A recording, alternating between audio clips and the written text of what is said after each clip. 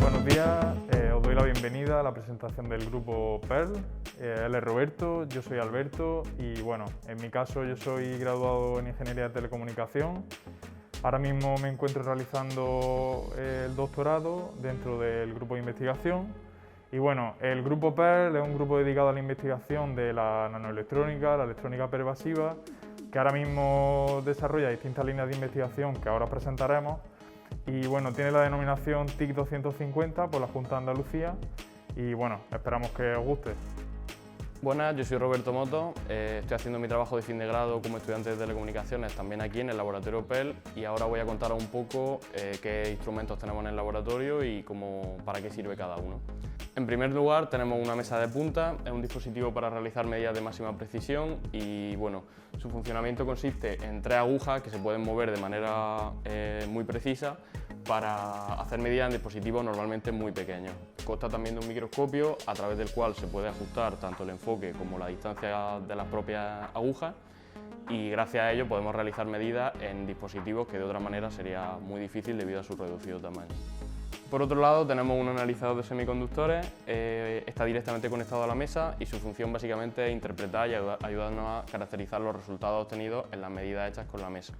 Como parte del proceso de fabricación también nos apoyamos en el uso de láseres. En este caso tenemos 2 láseres, cada uno de los dos funciona de forma un poco diferente. En este caso el láser se mueve utilizando 2 motores que lo mueven en los 2 ejes y sin embargo en el caso de este es un poco más complejo y lo que utiliza es una serie de lentes que van variando su posición de forma que la cabeza del láser, que es esta parte de aquí, no tiene que moverse y sin embargo el haz de luz que proyecta sí que se mueve.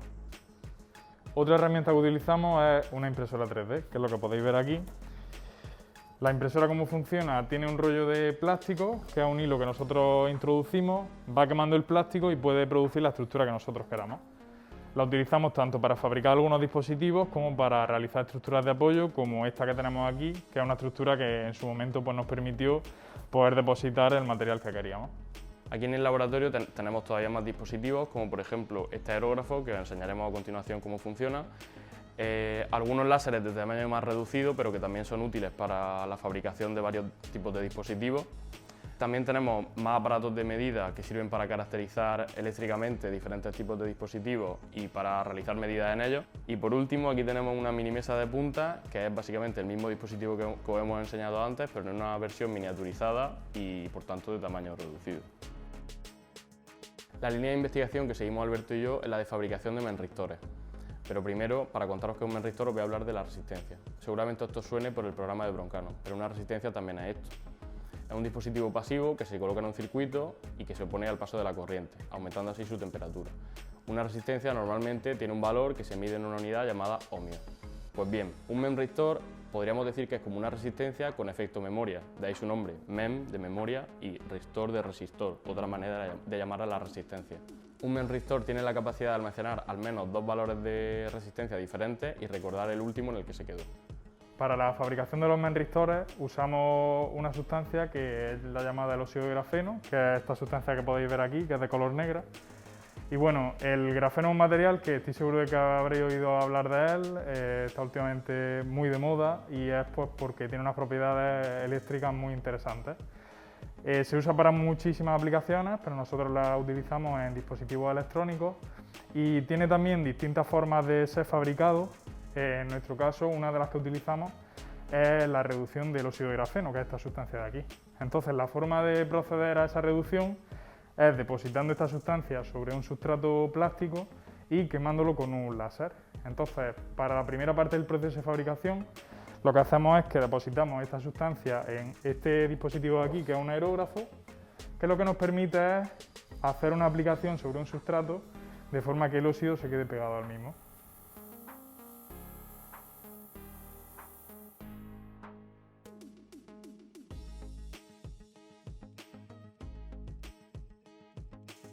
Con el grabado con láser acaba el proceso de fabricación de los memristores.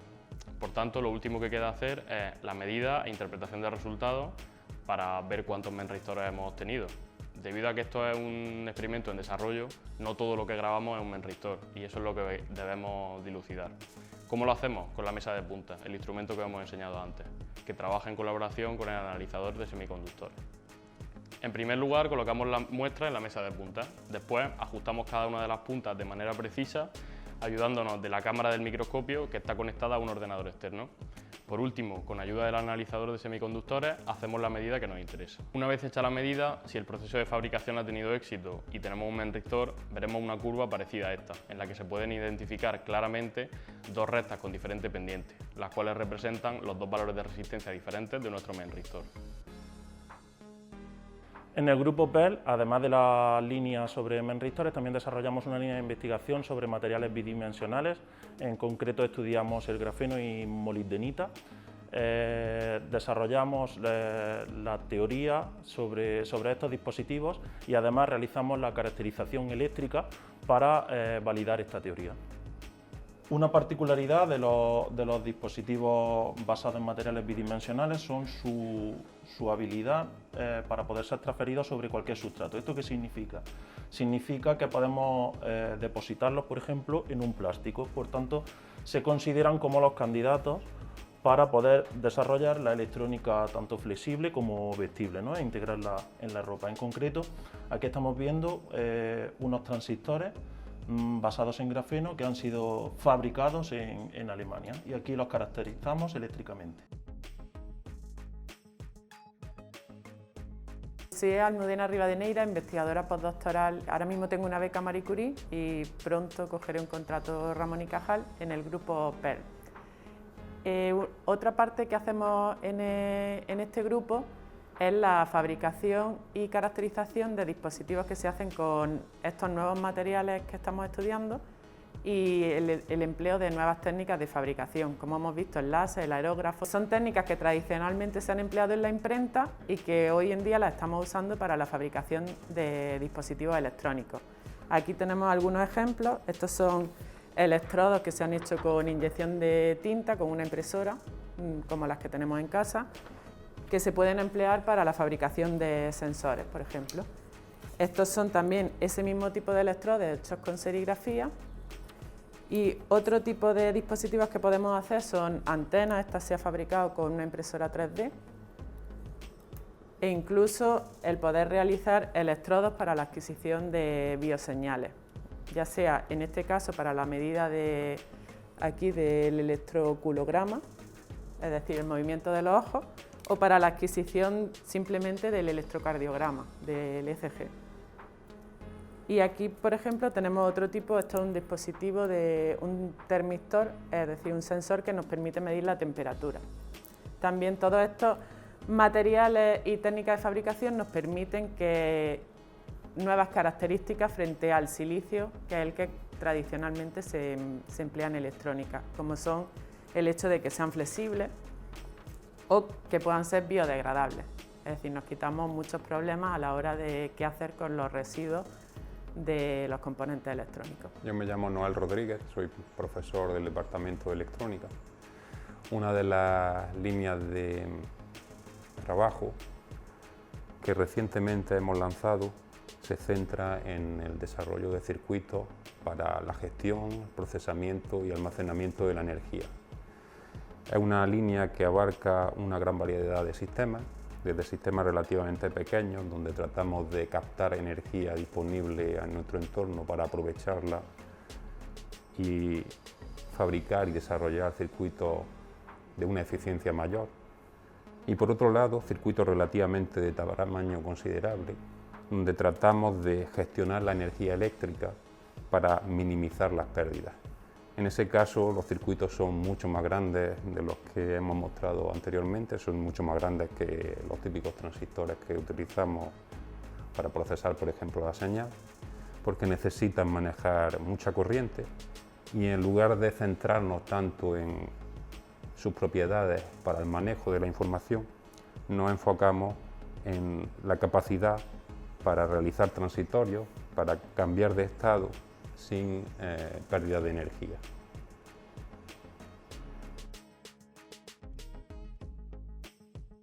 En la línea de energía y potencia se están introduciendo nuevos materiales como este que tenemos aquí, que es el carburo de silicio, que vienen a sustituir al silicio debido a las mejores propiedades en términos de conmutación.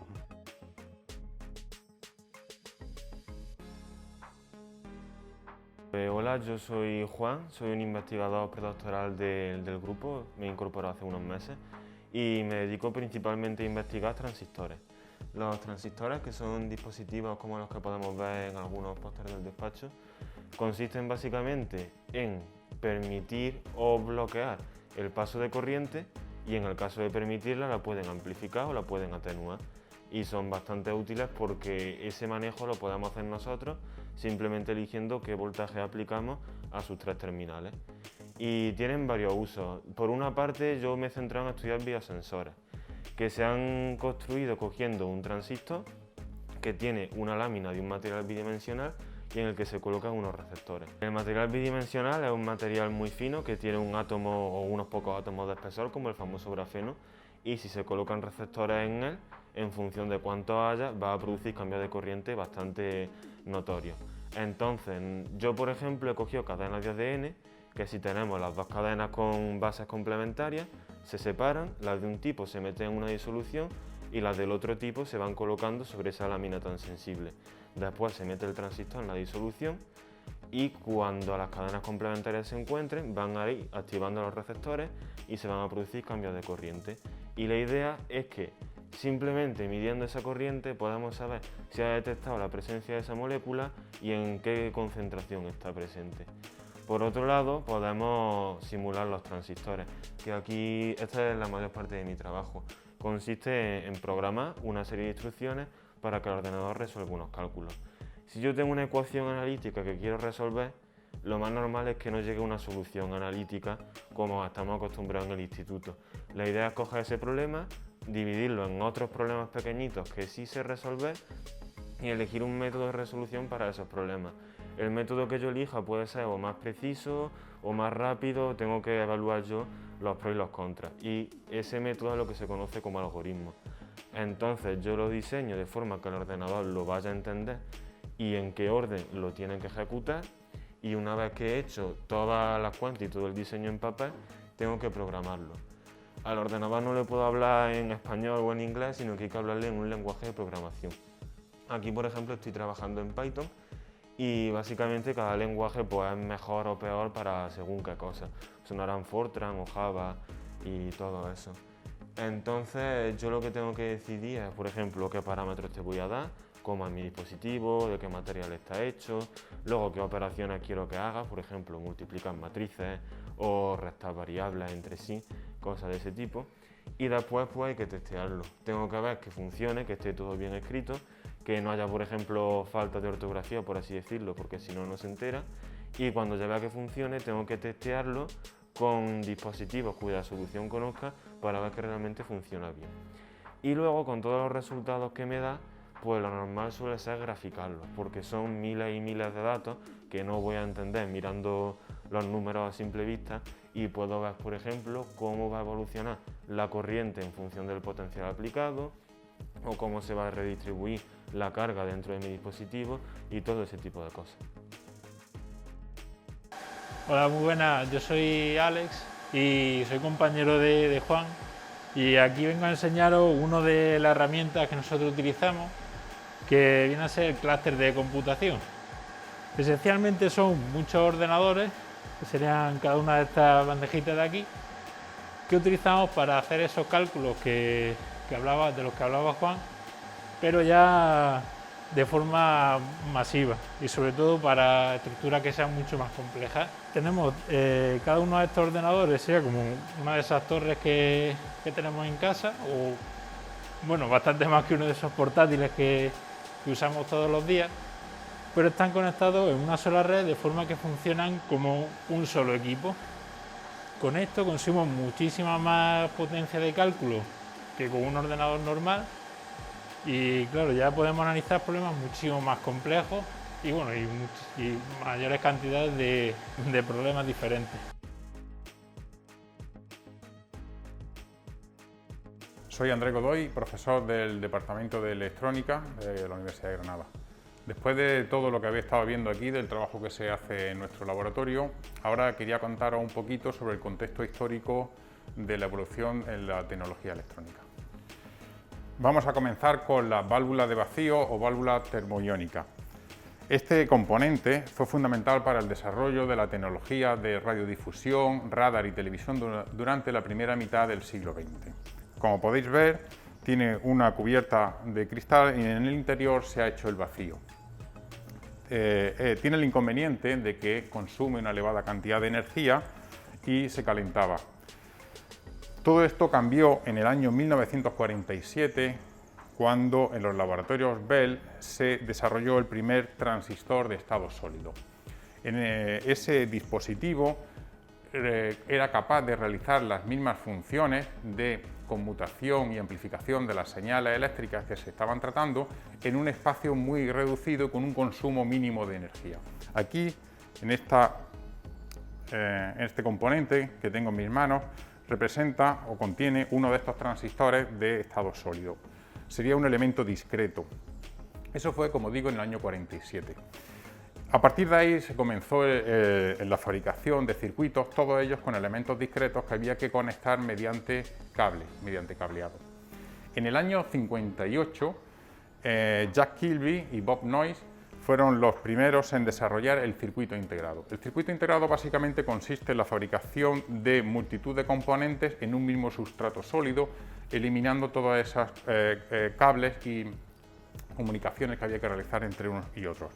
Ese circuito integrado se fabrica sobre una oblea de silicio, como la que tengo aquí ahora mismo en mis manos, y esos primeros circuitos integrados contenían unas pocas decenas de componentes. Rápidamente eso evolucionó de manera que el número de componentes iba creciendo. Tal es así que en el año 65 Gordon Moore, que fue uno de los fundadores de la conocida Intel, predijo que el número de componentes en un circuito integrado se iba a duplicar.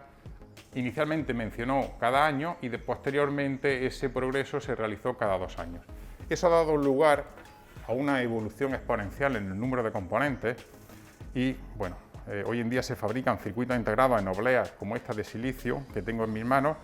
Estos circuitos integrados se cortan y se empaquetan dentro de una de estas cápsulas con sus patitas, que supongo que habéis visto cuando habéis abierto vuestro ordenador de sobremesa. Evidentemente, el número de transistores que podéis encontrar hoy en día en una CPU, por ejemplo, es del orden de miles de millones. Eso ha dado lugar a una revolución tecnológica en la electrónica y, como todos sabéis, también en la sociedad, en la manera en la que nos comunicamos, puesto que todos disponemos hoy en día de estos teléfonos móviles, ordenadores portátiles con una enorme capacidad de cálculo, y la idea fundamental es no solo aumentar esa potencia de cálculo, sino integrar una enorme cantidad de funciones, ¿no? Como la cámara, comunicaciones inalámbricas, etc.